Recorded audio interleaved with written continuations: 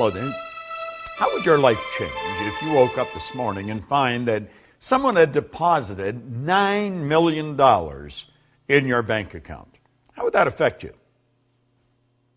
How would your mind shift if next week, just like that, you attracted 1,000 new clients into your business? 1,000.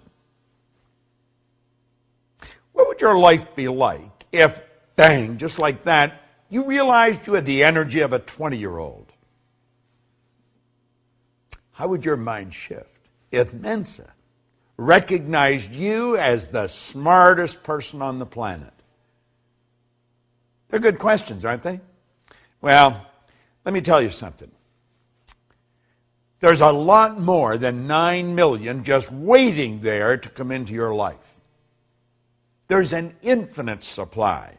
And the 1,000 clients, there's tens of thousands of people out there just waiting for someone to come and serve them.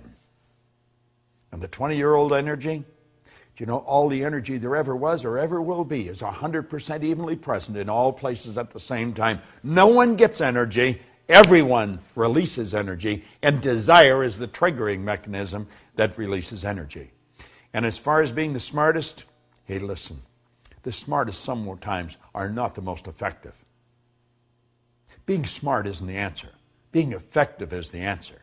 Did you know that all the knowledge there ever was or ever will be is 100% evenly present in all places at the same time? I'm Bob Proctor, and I want to talk to you about the law of supply as we're going through and giving you an overview in this video series of the laws, those 11 lost laws. Supply is one of them. Do you know, Halliwell said that man's never satisfied. Never satisfied. The fact is deplored by many, but God did not intend man to be forever satisfied. You see, dissatisfaction is actually a creative state. That's right. There's a lot of people that mix up satisfaction and happiness. You can be very happy and very dissatisfied. I am never satisfied with the results that we get in our company. Any of the companies that we have. I'm happy with them, but never satisfied. See, dissatisfaction is a creative state. Yeah, it was dissatisfaction that led to the incandescent light. Edison just got sick and tired of dealing with a wax candle or a kerosene lamp. You see? Yeah, it was dissatisfaction that led the Wright brothers to introduce us to a brand new kingdom. Yeah, it was dissatisfaction that took Edward Hillary right to the top of the world. It was dissatisfaction that caused John Kennedy to make a statement that we would be on the moon in this decade.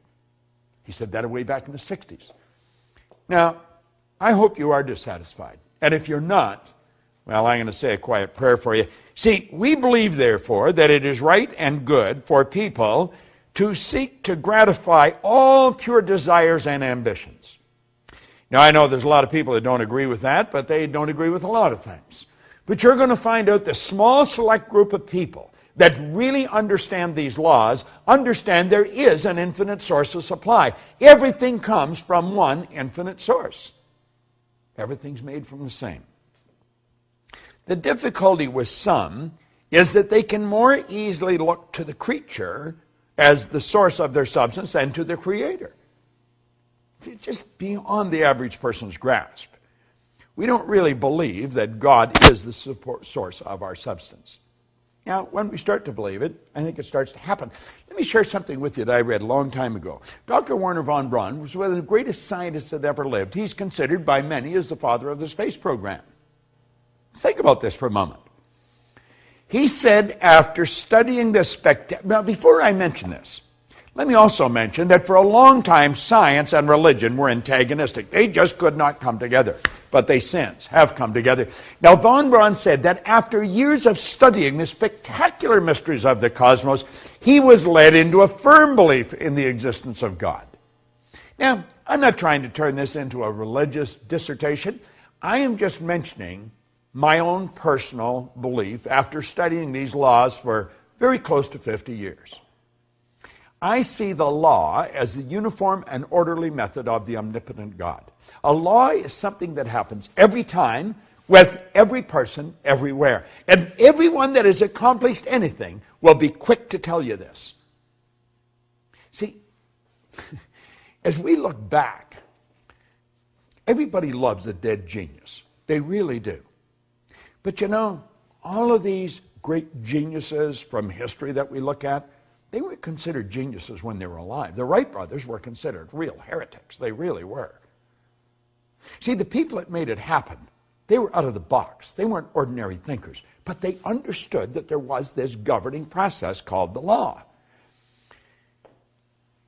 You see, before we're able to believe in abundance of good, we've got to then see and enjoy that everything comes from one infinite source of supply. And when we really understand that, everything is going to change direction for us. Nothing can be made from something any more than something can be made from nothing.